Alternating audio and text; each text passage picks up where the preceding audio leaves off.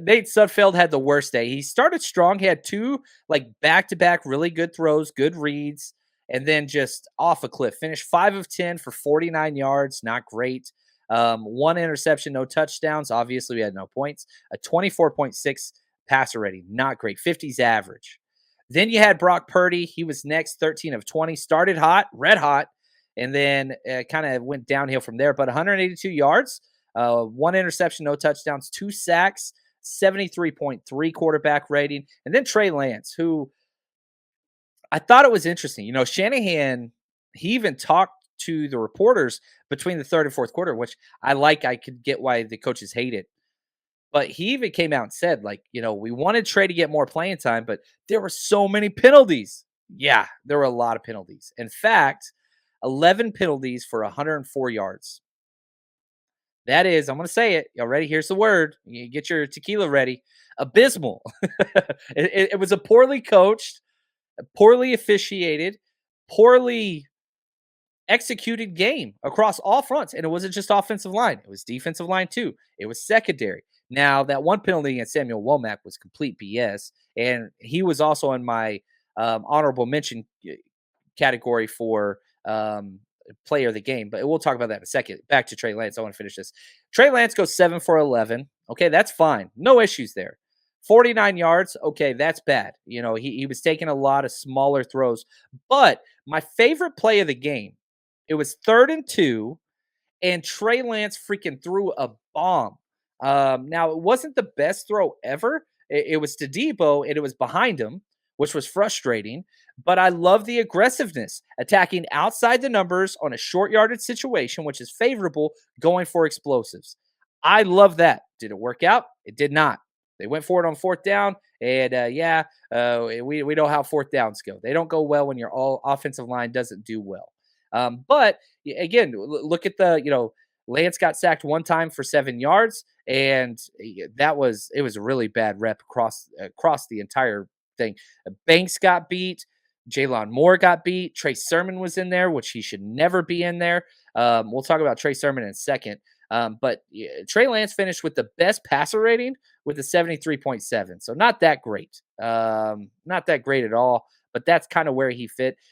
No explosives. You didn't see that. He did move in the pocket, which he had to, because there was just pressure coming from everywhere, which is not a good thing. But the fact that he got out of there with only one hit was great news. I tweeted out, Trey Sermon and Jalen Moore should never be on the field at the same time. It's just not fair, because it's not safe. It's not safe.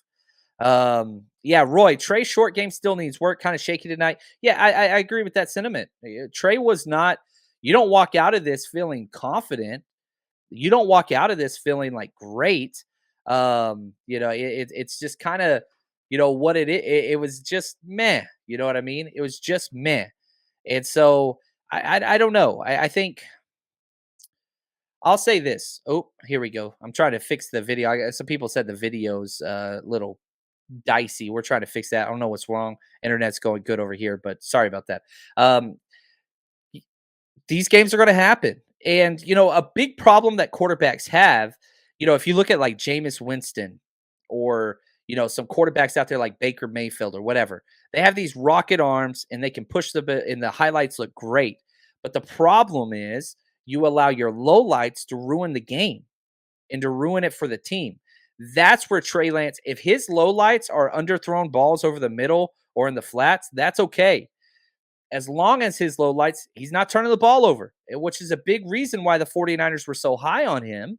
Because, again, you go back to his time at North Dakota State, 0 interceptions his championship year. He protects the ball. So you're changing things. We saw what Brock Purdy, we saw what Nate Sudfeld do, their bad plays.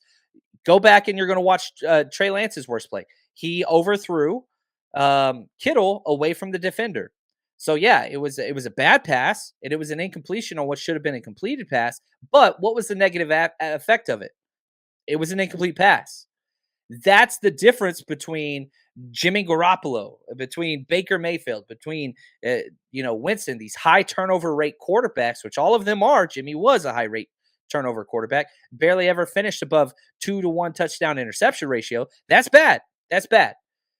If Trey can maintain his explosive plays, which all those other quarterbacks have, while limiting his negative turnover plays, that is why Kyle Shanahan traded up in the third round to get this kid. Because ideally, he's not there now. And I'm not trying to say he is there now. His bad games are, 3 and outs, which suck, but a punt is never a bad play. It's not. I mean, I used to scream this all the time to my players. Punts are positive offensive plays because now what you're doing is you're extending the ball 40 plus yards downfield. You're giving your defense, a lot of extra room to make errors and all those things. It's the short fields. That's what kills you. It's turnovers. That's what kills you.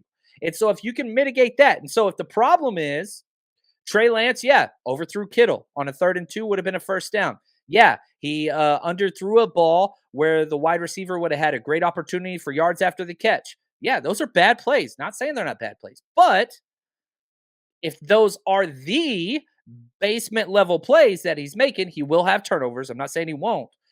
But if he can mitigate and manage that touchdown to interception ratio, or really better yet, not touchdown interception, explosives to turnover plays, that's what is promising about Trey Lance. And yeah, you can walk away from this, and I'm sure there's going to be people that are like, oh, Trey Lance is bad and blah, blah, blah, blah, blah. This isn't, maybe he is a bust and whatever. Yeah, those people exist. We know they exist. That's not, you got to bracket the conversation with context and understand why Shanahan likes this kid so much, what he brings to the table, what we have seen, and that's where it changes. That's where it changes.